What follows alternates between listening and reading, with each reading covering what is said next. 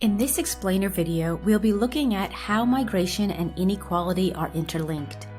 Migration can affect inequality, but inequality can also affect migration. But before we get into that, we need to first be clear about what we mean by migration and what we mean by inequality. Migration is the movement of a person from one place to another for the purpose of residing in the new place. So, tourism, for example, is not migration.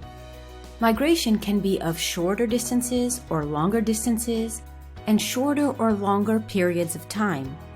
It can be within a country, which is called internal migration, or it can be across country borders, which is called international migration.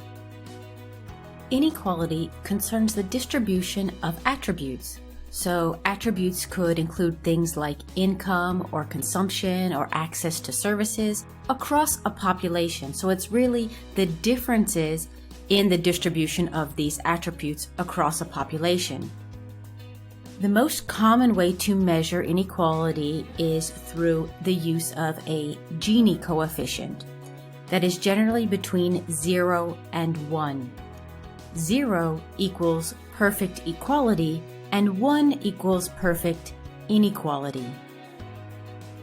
So how does inequality affect migration? Well, frustration with one situation and high inequality can be a driver or reason that people would like to migrate.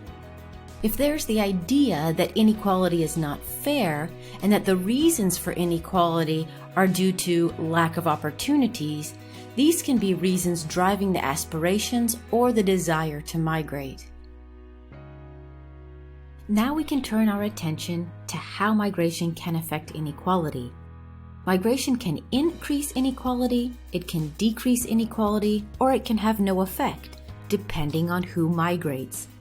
This depends on which part of society the migrants come from, so who migrates matters.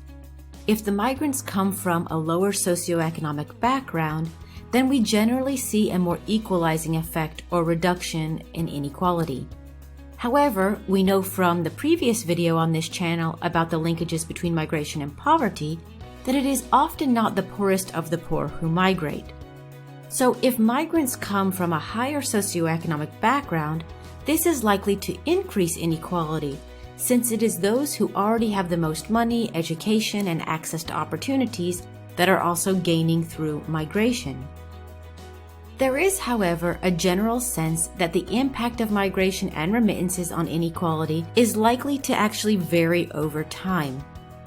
At the beginning of a community's migration history, when the costs of migration are higher, we generally see that only better off households are able to migrate or have a migrant.